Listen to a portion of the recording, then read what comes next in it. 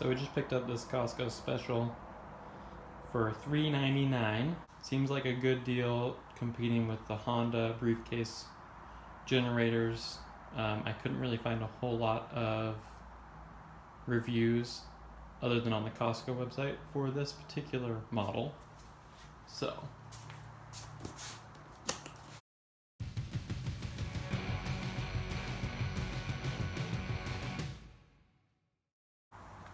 now before I go all the way in here, I did want to point out that I noticed that this Yamaha looked photoshopped onto the picture. Let me see if I can show you guys. It was just something that I thought was kind of odd. It looks very out of place. Maybe they just had to enhance it, or like it didn't show up very good in the pictures, but I don't know, it kind of just looks a little fishy. So it's A-iPower, but then it says powered by Yamaha.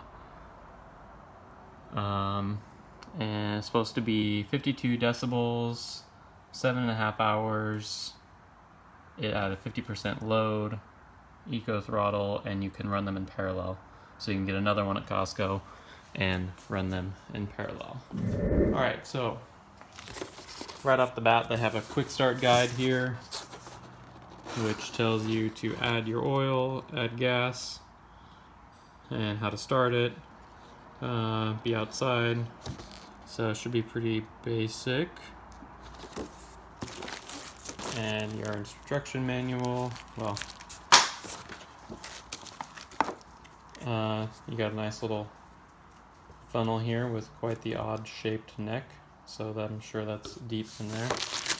You've got your little, not even a quart of motor oil, 1030, probably conventional, all weather. Doesn't say whose oil it is, but I'm sure it'll last for the break-in period anyways. Speaking of which, I don't see anything on here speaking about break-ins. Probably gonna have to read a little further for that.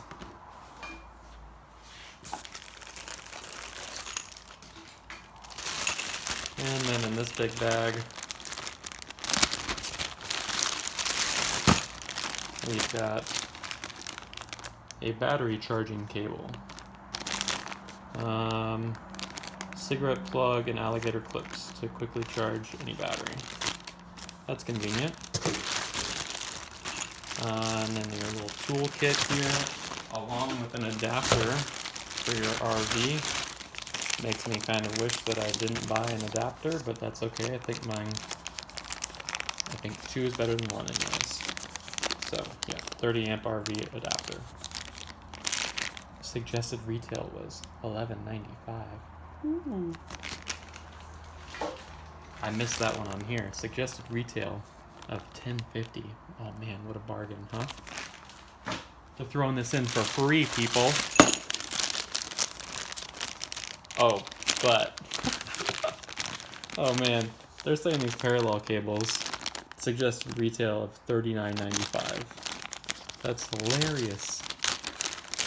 There's nothing special about these other than these connections right here, which you could probably find if you knew your sources for electronics and wiring. But like, seriously, the suggested retail is $40 for this small, maybe 10 gauge cable.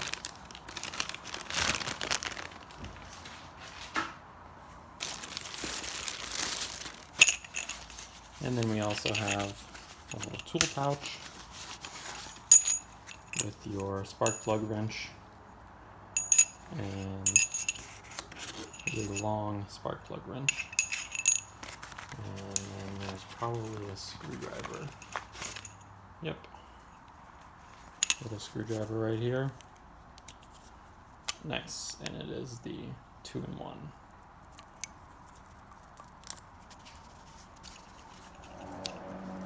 Definitely a cheap feeling, not super high quality feeling. The plastic feels kind of cheap, kind of stiff. It kind of bugs me that this just goes all the way through. Like they couldn't have put a little something in there to make it so that it would stop. Maybe I'm just being over the top though. You do have the pouch to put it in, which is nice. The pouch is also kind of just some basic stuff. Snaps on there, kind of nice plastic snap, not branded.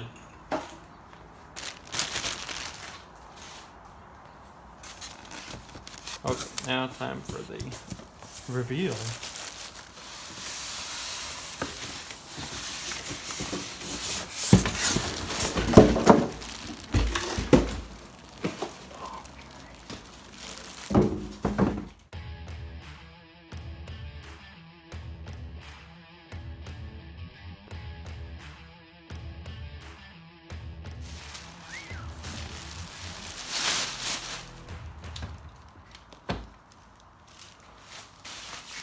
Man, at first glance, man, that is some shiny plastic there. Okay, so let's refer to step one. Let's add some oil. Open the access panel with your supplied screwdriver. Remember that $10 screwdriver? And remove your oil fill cap and dipstick. And then we're going to add probably the exact amount that they gave us. Wing. Wait. Swing. Alright, let's do this. Oh my goodness. That was on a little more than I was expecting it to be. Only the 2 screws. Oh yeah. I mean, I kind of wish they would have went with Allen keys here, because it's like, I mean, come on, what world are you living in where Allen keys are not the norm? Really? More?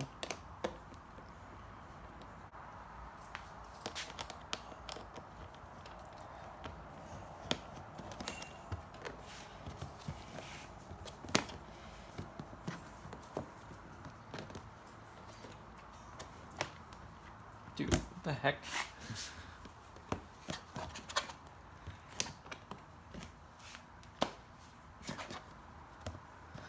Am I missing something? Bro.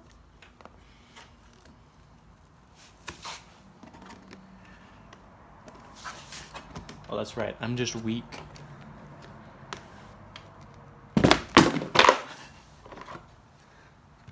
Well, I guess, you know, it's not going to fall off.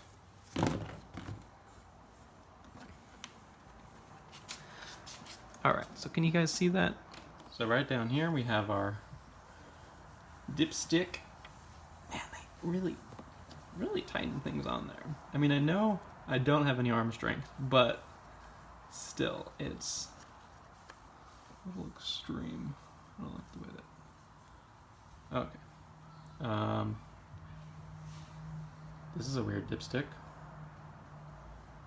Maybe it's because there is no actual dipstick. Nope. That's when it's full. When it's right at the bottom of the threads. Man, come on, focus. Focus, man. Get it together. Okay, let's add some oil. Oh man. Whoever engineered this marvel, they really thought of everything.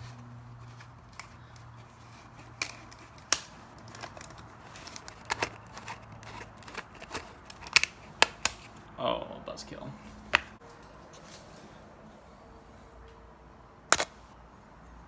Don't forget to shake it up, kids. I'm just kidding. Don't shake it.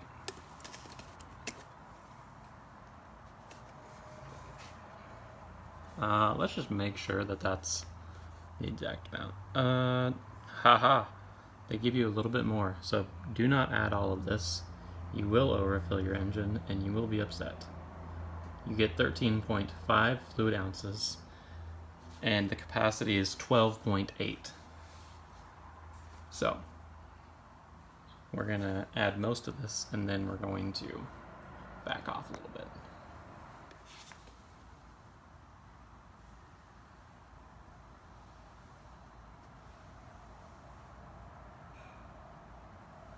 Definitely take it easy. A little bit at a time.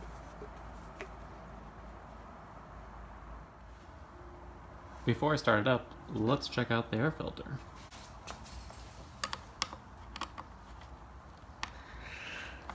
Oh my goodness. Another one of those.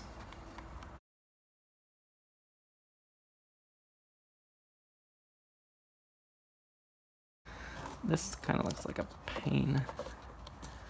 Oh. Alright, that works. Okay, so it's just a thin little sponge style.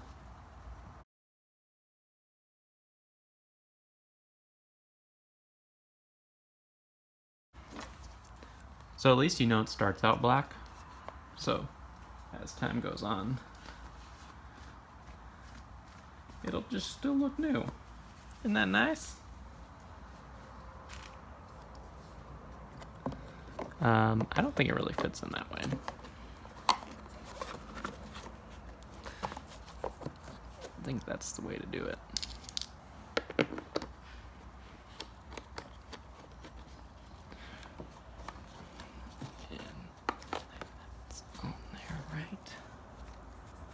Kind of interesting that it doesn't really have like snaps or grooves. I mean, kind of a little bit, I guess. Alright, and then you got the carburetor behind here. You can see the throttle up here. Probably even adjust that a little bit or something if you really wanted to get crazy and wild with it, but I won't. And then you got the exhaust that comes out this way. So intake, compression, you got your crankcase and your tiny little oil pan, and then your exhaust going on right there. So you got your valves right here, so in the future you can do valve checks up here. Let's put her back together and fire her up.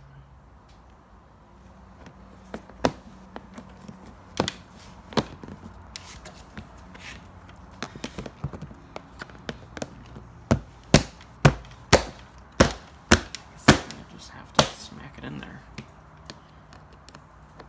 Some tight rubber grommets. That's good there. We weren't skimping on quality because you got to think this thing is going to vibrate and rattle, and everything that they can do to reduce that will help make it run quieter in the end. Okay, so on the front here you have your control panel, if you will. And you've got your on and off switch here. You've got your output indicator, green is good, overload alarm, low oil alert. You've got your DC plug and also your adapter. It says USB ready. So I guess you could also charge your phone off of it too. You've got your off, run, start / choke, your parallel outputs. You've got your 120 volt standard, and then you've got your standard 20 amp, I should say, and then you've got your 120 volt 30 amp for your RV. And then you can take the adapter that they give you here to adapt up to the 50 amp, I believe it is. So then that would just plug in right on top of that. That is tough to get in there. Is that really that? Dude, I'm just weak, I think. There you go. Kind of looks like the plug's upside down, but I don't know. My goodness. Okay. And then you've also got your ground terminal right here. So I will have to look up and see, but I mean, I imagine maybe if you are running this on a trailer, like on the back of a trailer or something like that, you could just ground that down, or if you're running it somewhere else where you don't have it sitting on the ground. Now, I did want to show you guys that you do have two manuals here. You have an A-iPower, which is the inverter generator manual, and then you have the Yamaha motor, which is for the engine. Now, in here, you have your maintenance schedule, and the first oil change should be after 20 hours of use, or within the first month. So make sure that you guys do that, as well as it tells you after that, then you change it every 100 hours. Otherwise, spark plug, check, clean and replace if necessary. Everything else is pretty basic, but you can at least follow this so that you can know when you need to maintain your Yamaha engine. I'm sure as far as the A-iPower inverter generator, this will be if you're having electrical issues, but otherwise there shouldn't be anything maintained. Alright, let's start this puppy up now. First thing you gotta do is make sure that this eco throttle is off. It comes on from the factory. You can flip it off. You can turn this on after 5 minutes, and then you're going to turn the switch here to start / choke, and you're gonna let it rip.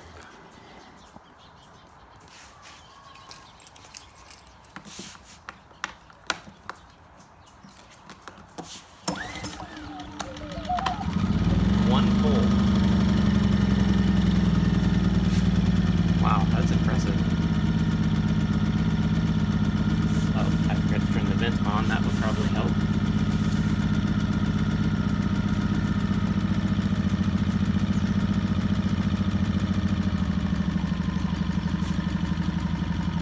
And I'm guessing we're going to turn this to the front.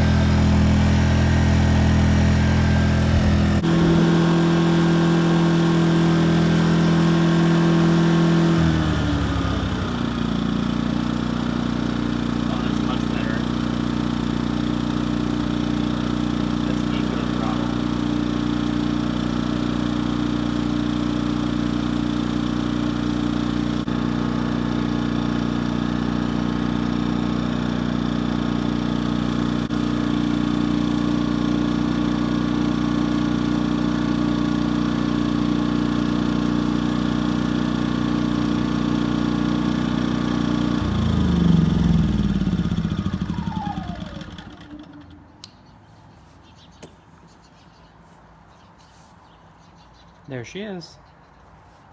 Overall, pretty quiet. I'd be curious. I'll have to try with the load on it tomorrow, plugged into the RV. It's definitely a lot louder if you don't have it in eco mode, but if you do have it in eco mode after the first 5 minutes, then that definitely settles it quite a bit.